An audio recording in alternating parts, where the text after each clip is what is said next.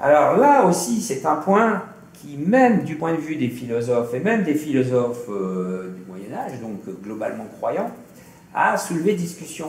Est-ce qu'il est justifié de définir l'âme humaine comme intellective? Qu'est-ce que ça sous-entend?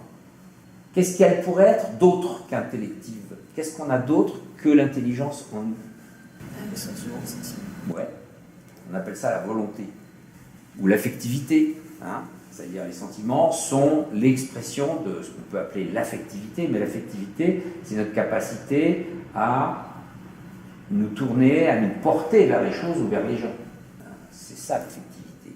Donc, globalement, c'est l'appétit, mais l'appétit, ça existe chez les animaux. Ils ont un désir, et quand ils ont faim, ils tendent vers la chose. Il y a une autre dimension, on appelle ça une autre puissance. Il y a une puissance de l'âme qui est l'intelligence, l'intellect, et il y a une autre puissance qui est la volonté, c'est-à-dire l'appétit, mais l'appétit rationnel, justement, un appétit dirigé par l'intelligence. On le dit autrement, par la connaissance, les choses tendent à venir exister en moi. Par la connaissance, je m'enrichis de tout ce qui n'est pas moi. Et par la volonté, je tends vers ce qui n'est pas moi. Donc il y a un mouvement centripète de l'intelligence, de l'extérieur vers l'intérieur, un mouvement centrifuge de la volonté, de l'intérieur vers l'extérieur. Dans l'amour, tend vers l'autre, c'est bien la volonté qui est impliquée. Mais l'intelligence, elle est aussi, parce que je ne tends pas vers n'importe qui. Donc, les deux sont impliqués. Mais c'est vrai que, par exemple, l'amour implique fondamentalement ce moteur, un centrifuge de la volonté. Et alors, figurez-vous qu'au Moyen-Âge, donc, par exemple, Thomas d'Aquin, lui, il défend, après Aristote, l'idée que l'homme est un animal rationnel, c'est-à-dire qu'il est défini par son intelligence. D'où l'importance de bien savoir ce qu'est l'intelligence, si c'est vrai. Mais, après Thomas d'Aquin, il y a eu des penseurs comme Duns Scotus.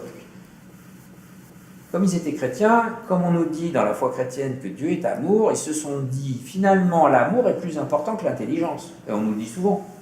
Donc, pourquoi pas penser que l'homme se définit plutôt par sa volonté, son affectivité, que par son intelligence. Même aujourd'hui, il y a un débat. Il y a des gens qui trouvent que le quotient émotionnel est plus important que le quotient intellectuel. Donc, il y a un enjeu à définir l'homme comme intellectif plutôt que comme volitif. Les deux se complètent. Ouais. Tout à fait, et les deux travaillent ensemble quelque part. En fait, je les distingue, mais sachant qu'on a besoin des deux, en fait. Je signale ça parce que par rapport à l'intelligence artificielle, c'est une première chose qu'on peut dire, d'ailleurs on l'a dit, c'est que les machines, aussi élaborées qu'elles soient dans leur capacité de raisonnement, de calcul, etc., eh bien, elles n'ont pas de sentiment, elles n'ont pas d'affectivité.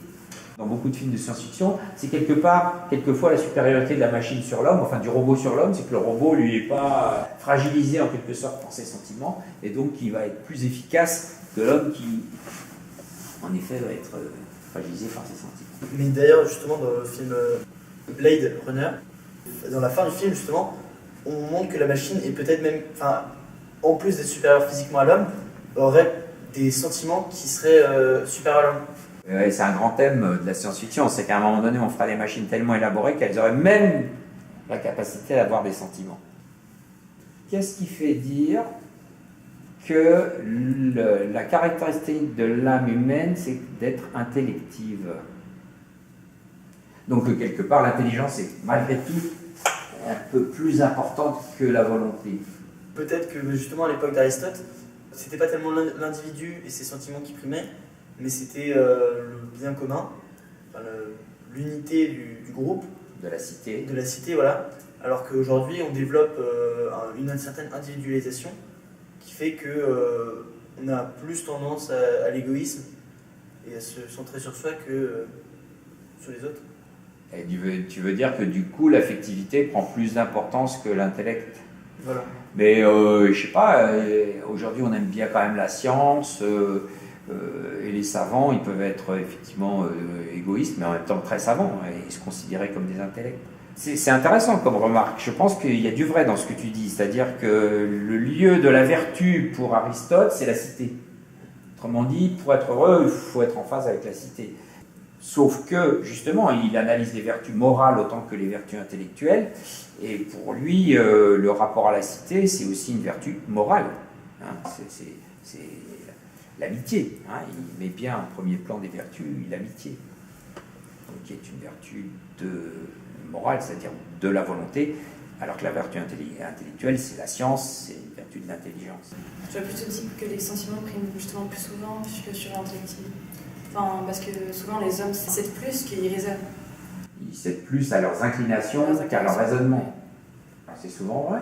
Mais justement, est-ce que, ce faisant, ils sont pleinement humains? Oui. Moi, je pensais aussi qu'un homme qui a que cet intellect, finalement un peu froid en quelque sorte, il peut aussi être un danger pour la société, dans le sens, je pensais à une pièce de théâtre d'un auteur qui s'appelle Durunbach. En fait, la question, c'est de la responsabilité du physicien, c'est-à-dire, est-ce que, en fait, s'il éprouve des sentiments, il se pose la question sur la création d'un objet, est-ce qu'il doit garder les connaissances pour lui parce qu'il sait qu'elles sont dangereuses pour la société, ou est-ce qu'il doit être purement un scientifique en quelque sorte, et du coup, seulement créer et pas se poser la question de la répercussion sur la société, c'est-à-dire de se poser une question en quelque sorte sur, enfin, avoir des sentiments ou non finalement. Je suis d'accord et je pense qu'il ne s'agit pas de mettre de côté l'affectivité. Voilà, on l'a déjà dit, ils sont complémentaires, les deux sont nécessaires. Non, pourquoi on, en tout cas chez Aristote, moi je pense qu'il a raison, on met l'intellect en premier. Est-ce qu'on désire ce qu'on ne connaît pas? Ah non. C'est la théorie de René Girard sur le mimétisme. On désire ce que les autres ont. Pourquoi? Parce qu'on voit ce qu'ils ont et du coup on peut le désirer. On ne peut pas désirer ce qu'on ne connaît pas. D'accord? Donc, même dans une relation de volonté, on ne peut vouloir que ce qu'on connaît. Donc, je dirais mécaniquement, si on peut dire les choses comme ça, eh bien, l'intelligence vient avant la volonté parce que c'est elle qui va la régler. C'est elle qui va lui donner une forme, pour reprendre ce vocabulaire de la forme. Hein. Donc, la volonté, elle est en puissance, c'est un désir la potentiel, mais ce désir ne peut passer à l'acte que sur un objet que l'intelligence lui présente. Donc, l'imagination, enfin, il faut une représentation. Mais du coup, comme nos représentations les plus spécifiquement humaines sont celles de l'intellect, eh bien, nos désirs les plus spécifiquement humains, et voilà exactement ce que pense Aristote, nos désirs les plus spécifiquement humains sont ceux qui sont provoqués par nos représentations intelligentes, intellectuelles. Autrement dit, même si les deux sont absolument indispensables, vous avez parfaitement raison, c'est-à-dire quelqu'un qui est privé d'affectivité, c'est quelqu'un de très dangereux pour les autres et pour lui. D'ailleurs, c'est bien le problème même de la science, je dirais. Quelqu'un qui se représente une chose parfaitement, mais la volonté ne s'implique pas dans ce qui se représente, ça ne va pas mordre dans le réel, ou ça va mordre n'importe comment, mais il ne va pas pouvoir le contrôler. Donc c'est très important qu'il y ait une relation étroite entre les représentations de l'intelligence et les motivations de l'affectivité. Sauf que, comme intrinsèquement les motivations de l'affectivité, eh bien, elles sont mues par les représentations de l'intellect, dans la boucle, c'est quand même bien l'intellect qui est premier. Je ne peux pas désirer ce que je ne connais pas. Donc la connaissance est quand même première. Comme dit très bien Aristote, pour commencer la métaphysique, l'homme désire naturellement savoir. Il y a un besoin de savoir qui est nécessaire. Pourquoi? Parce que c'est à partir de ça qu'il va se motiver. Par exemple, quand on cherche un boulot, un travail, une orientation, moi je le sais parce que j'ai mis longtemps un peu à trouver mon orientation personnelle, tant que je n'étais pas capable de me représenter ce que pourrait être l'objectif vers lequel j'allais tendre mes énergies, j'étais impuissant en quelque sorte. C'est stérilisant. Donc, pourquoi on met l'intellect en premier? C'est parce que fonctionnellement, si je puis dire, eh bien, il est premier dans la démarche dans laquelle l'intelligence et l'affectivité sont impliquées. Même dans l'amour. On m'a souvent dit en amour, c'est pas la peine de trop réfléchir, etc. C'est le sentiment qui compte, etc. Sauf que le sentiment, il va toujours être à l'égard de quelqu'un. Si je ne connais pas le quelqu'un, alors on peut projeter en imaginaire. Souvent au début, on s'imagine quelqu'un, hein, on a un idéal comme ça, et puis, mais évidemment, justement, c'est un fantasme. Après, il faudra entrer dans la réalité et il faudra apprendre à connaître concrètement, véritablement quelqu'un. Et pour ça, l'intelligence est impliquée. Pas seulement. Et il y a même toute une connaissance qu'on appelle par connaturalité qui va venir à travers la relation affective. Mais il y a quand même une connaissance par concept, une connaissance intellectuelle qui est requise pour nos démarches ordinaires. Pour aller quelque part, je ne sais pas si je veux prendre le train, le métro pour aller quelque part, je regarde une carte pour savoir où il faut aller. Mais je crois que c'est la raison profonde. L'intellect est premier parce que c'est lui, en quelque sorte, qui commande la volonté.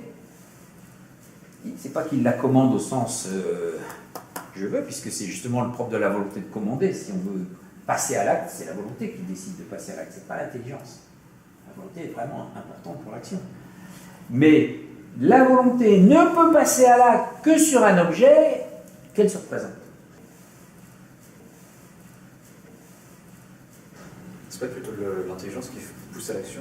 C'est pas quand, avant d'agir, on se fait un calcul tête, risque et bénéfice, qui est purement intellectuel, avant d'agir, et donc du résultat. Oui, c'est ce que je suis en train d'expliquer. On a besoin d'intelligence d'abord, oui, pour se représenter le but. Et tu vas évaluer ton but. Parce qu'en effet, le but, il peut être complexe, donc tu vas discerner les dimensions, etc. Bon, il y a ce qu'on appelle une délibération, ce que tu viens d'écrire, ça s'appelle une délibération.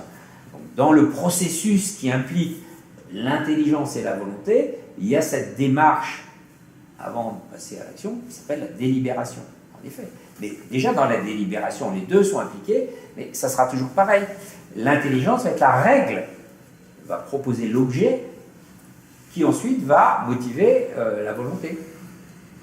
Donc il faut représenter la volonté comme le moteur. Il y a beaucoup de gens, c'est un problème pour eux, le passage à l'acte. Ça peut devenir d'ailleurs une vraie névrose, le problème du passage à l'acte. Et là, c'est effectivement, tout d'un coup, c'est l'intelligence qui tourne à vide. Donc il est nécessaire pour l'action qu'il y a un moment donné, ça morde sur la volonté, que la volonté, en quelque sorte, se fixe sur un des éléments, ça s'appelle le choix. Et le choix, alors là, mystérieusement, la préparation du choix se fait entièrement par l'intelligence, mais le fait ultime du choix se fait par la volonté. C'est pour ça que, quelque part, en dernière analyse, nous ne sommes pas jugés sur nos intentions, n'en déplaise à Kant, mais sur nos actes, parce que nos actes trahissent l'option profonde de notre volonté. Nos options morales profondes sont nos options de notre volonté. Sauf que ces options de notre volonté, effectivement, ont été prédéterminées par nos représentations. Donc, cette capacité d'intelligence qui se manifeste dans la capacité de former des signes, dans le langage articulé, etc., de l'articulation, et de réflexivité, et dans plein de manifestations humaines, dans l'art, par exemple, l'expression par l'art, etc., qu'est-ce qu'on peut en conclure pour la nature de l'âme humaine? Vous l'avez dit au début, qu'est-ce que fait l'intelligence humaine que ne fait pas l'animal? Au-delà du langage, bon, mais le langage, il exprime quoi? Des concepts. Voilà. La pensée humaine consiste à former des concepts et des jugements. Je ne vais pas trop développer là la structure de la connaissance humaine. Concept, jugement, raisonnement sont les trois opérations de l'intelligence humaine. Hein? Première opération, former des concepts. On appelle ça simple appréhension. Ce n'est pas un raisonnement, c'est un dégagement. Hein? À partir d'une certaine expérience, je dégage un concept. Par exemple, je vois un certain nombre de personnes et je vais dire, tiens, ben voilà, c'est des êtres humains. Bon, j'ai le concept d'être humain. Et ainsi de suite. Bon. Et puis après, je peux raisonner, je peux faire des jugements en disant celui-ci, c'est un homme. J'ai assez de raison de le penser. Donc je reviens vers la réalité et je relie mon concept avec ce dont je l'ai tiré. Ça s'appelle un jugement. Puis enfin, le raisonnement qui me permet d'enchaîner les jugements et qui permet de constituer le savoir. Bon. Mais alors, un concept, c'est quoi? Quand on extrait la forme, enfin Oui. la matière, pour en donner une image universelle. L'idée est tout à fait juste, le langage n'est pas tout à fait juste. Donc, en effet, ça s'appelle abstraire, c'est une extraction si on veut, mais le mot juste, c'est abstraire. Et abstraire, c'est quoi? C'est de tirer des images une notion universelle. C'est-à-dire, je vois là 5 représentants de l'espèce humaine, bon, eh ben, je dis c'est des êtres humains, clac. Et mon concept d'être humain, il est universel. Pourquoi? Qu'est-ce que ça veut dire universel? Est-ce qu'on peut le reproduire? Voilà. C'est un concept qui vaut pour tout les objets de cette même famille d'objets, si on veut. Une fois que j'ai dégagé le concept d'être humain, eh bien, je me rends bien compte que ça convient à tout ce qui relève de être humain. Universel, ça veut dire ça. C'est-à-dire que ce n'est pas valable seulement pour un seul groupe. C'est le fondement, par exemple, de la critique du racisme. Être humain, ce n'est pas seulement un groupe. Tous ceux qui partagent une certaine structure, et notamment cette fameuse âme intellective, eh bien, appartiennent aux êtres humains, donc c'est une définition universelle. Quand je dégage un concept, je dégage quelque chose qui a une portée universelle. Quelle est la différence avec l'image? Il est propre à chacun. Voilà, elle est particulière. Si je me représente un arbre, bon, il y en a un qui va imaginer quelque chose qui genre sapin, parce que c'est Noël, un autre qui va penser à un chêne, parce que dans son pays il y a des chênes, un autre qui va penser à autre chose. Chacun aura son image d'arbre. Une image est toujours particulière, est toujours matérielle en quelque sorte. Alors que le concept, il est universel. Et de ce fait, puisqu'il est universel, il est donc immatériel. Rappelez-vous, la définition de la matière, c'est le principe d'individuation. Une chose est matérielle pour autant qu'elle est individuée. Et donc, à partir du moment où vous avez un concept universel, il se dégage de toute individuation, et donc il est immatériel. C'est l'extraction de la forme. Donc, extraire la forme de la matière, c'est abstraire. C'est dégager le concept universel qui est, pour autant qu'il est universel, immatériel. La forme est immatérielle, par définition, vous êtes d'accord, puisque c'est le complémentaire de la matière. Toute chose est matière et forme, donc par définition, la forme, c'est immatériel. Donc, dégager une forme de sa matière, c'est dégager quelque chose d'immatériel. Maintenant, qu'est-ce que fait le cerveau? Traite l'information. Voilà, l'information de quoi? L'information du réel. Des sens. Nous avons 5 sens, qui en effet sont des capteurs d'information, on peut très bien le dire comme ça. Cette information, qui est d'ailleurs, je vous signale au passage, quelque chose d'immatériel. La notion d'information renvoie à quelque chose d'immatériel. L'information, au sens moderne du terme, est très voisine de la forme au sens aristotélicien. Parce qu'une information peut circuler dans plein de supports différents. Donc, en elle-même, elle est immatérielle, l'information. Bref, les sens nous donnent une information sur le réel que nous traitons par notre système sensitif, mais en dernière analyse, le cerveau centralise tout ça et forme des images. C'est comme ça qu'on a une mémoire, par exemple, c'est qu'il y a en nous quelque chose qui reste. Question? Et après, du coup, il est capable de le réappliquer à chaque situation. Une fois qu'il a eu un nouveau sens, senti quelque chose de nouveau finalement, et que du coup c'est devenu quelque chose d'immatériel, il peut le réappliquer à chaque situation, c'est-à-dire savoir dans quel cas de figure il est. Par exemple, pour un feu la première fois, peut-être qu'il y a un feu en quelque sorte, il ne sait pas que c'est un feu parce que... je ne sais pas brûler, et voilà, le petit enfant, il faut exact. qu'il découvre que ça brûle. Voilà. Mais une fois qu'il le sait, il pourra toujours réappliquer. Alors ça, c'est la mémoire. Mais moi, je soutiens que les animaux ont une mémoire, et quelquefois très solide. Un animal qui a été battu par quelqu'un, il s'en souvient peut-être toujours. L'animal a une mémoire. Donc justement, nous avons aussi une mémoire. Donc nos sens, comme les autres animaux, nous donnent des informations, nous avons une âme sensitive, et qui sont centralisées en dernière analyse dans le cerveau. Et c'est là que se constitue la mémoire, sous forme d'image. Autrement dit, le cerveau, selon moi, je pense que c'est assez incontestable, forme des images du réel. C'est-à-dire, c'est dans le cerveau que s'élaborent des représentations qui combinent les informations que je tire du réel par mes sens. D'ailleurs, Aristote, il est catégorique, il n'y a rien dans l'intelligence humaine qui n'ait pas d'abord été dans les sens, dans les 5 sens. Je ne connais rien au départ, le petit enfant, il ne sait rien, il faut qu'il apprenne tout. Le langage, mais le monde, tout est à apprendre. Il est tabula rasa. Et donc, il faut qu'il se remplisse du monde extérieur par son expérience, et qui est basiquement une expérience sensorielle, qu'il va intérioriser sous forme d'images. Et il va conserver ces images qui constituent la base de la mémoire. Mais ça, nous l'avons en commun avec les autres animaux. Et je pense que le cerveau est à la fois le centre organisateur de nos sensations, en formant des images, et donc de la mémoire, qui sont la conservation des images. Alors on le sait bien, c'est la maladie d'Alzheimer, tout bêtement, quand il y a des destructions neuronales, au bout d'un moment, on perd la mémoire. Justement, quelle est la différence entre le concept et l'image? J'y reviens. Ouais, peut-être que l'image, ça vient, c'est tiré de quelque chose de matériel, justement, alors que le concept, non. C'est ça l'idée.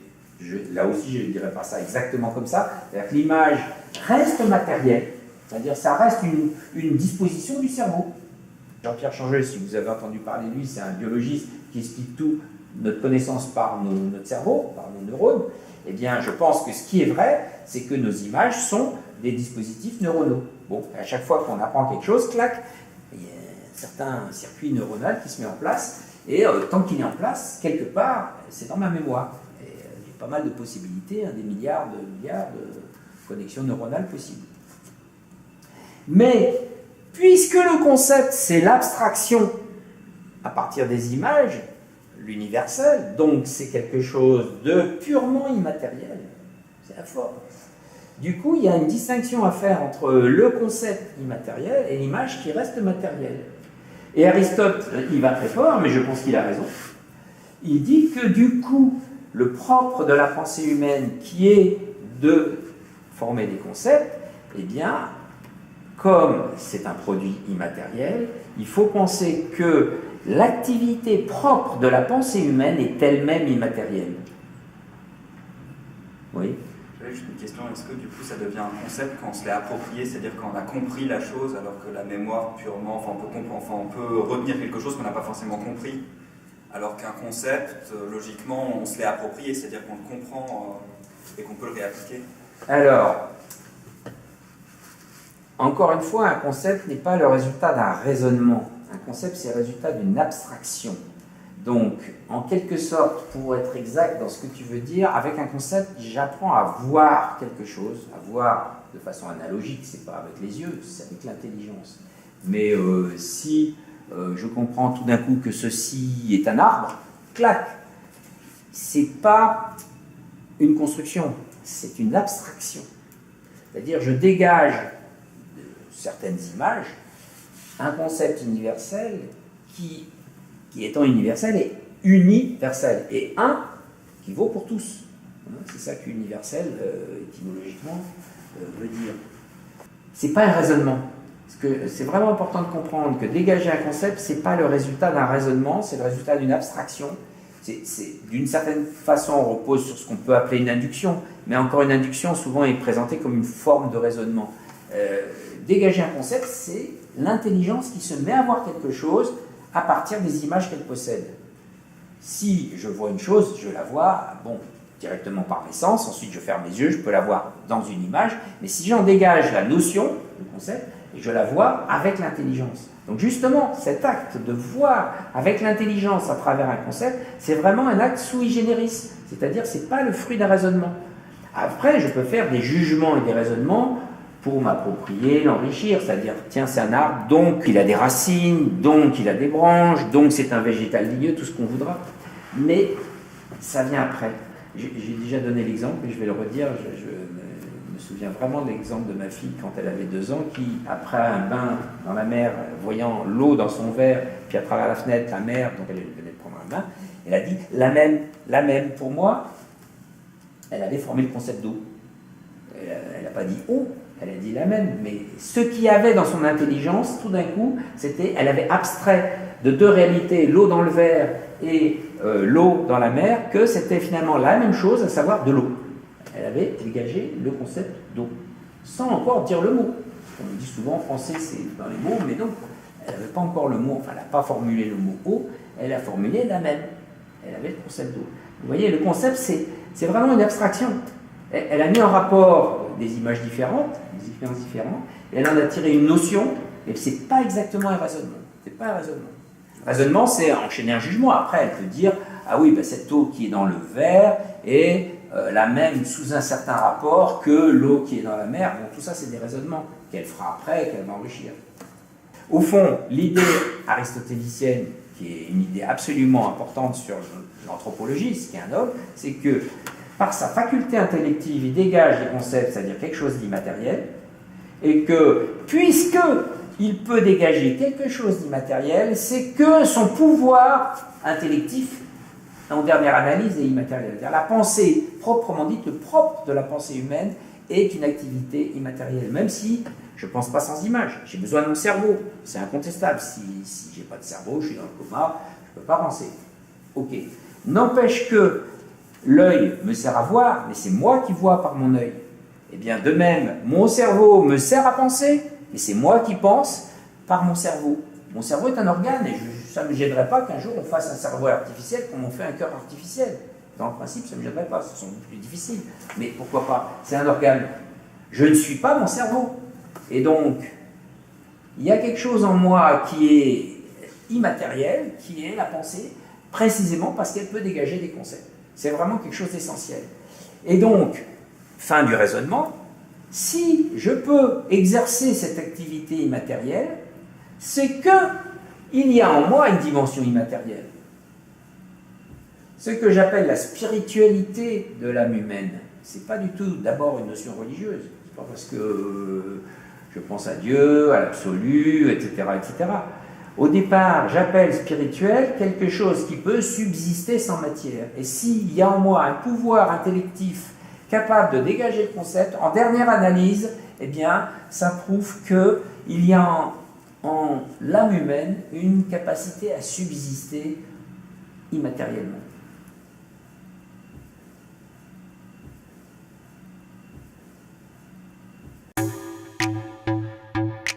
Toutes les choses sont composées de matière et de forme. La matière et la forme. Voilà. Cette forme, c'est l'âme. D'accord ?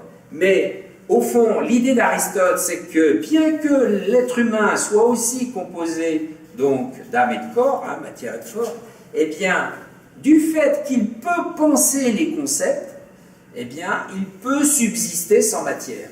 C'est-à-dire que sa forme peut subsister de façon incomplète. Sans corps, je ne peux pas agir, je ne peux pas continuer à apprendre, etc. N'empêche que je subsiste, alors que l'animal qui est mort, bon, ben voilà, on ne l'enterre pas d'ailleurs. En principe, on n'enterre pas les animaux, on enterre les humains. Pourquoi? C'est un signe de croyance en la subsistance de l'âme. C'est la différence fondamentale avec toute intelligence artificielle. Quelles que soient les performances qu'on peut faire à une machine, à une intelligence artificielle, elle n'aura pas cette dimension. Et moi, je crois par exemple, qu'elle ne sera jamais réflexive, qu'elle ne sera jamais capable de saisir le sens d'un signe. Elle manipule des signes, la machine. Elle ne peut pas savoir ce qu'est le sens d'un signe.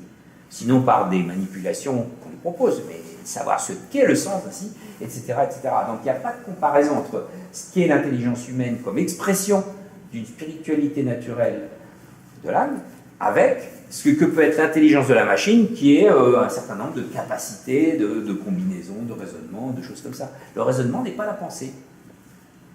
Même s'il est bien utile à la pensée, et la machine apporte des choses. J'ai rien contre la machine et je m'en sers, hein, c'est pas la question. La question, c'est que je ne me fais pas l'illusion que la machine peut se substituer à l'homme en tant qu'homme.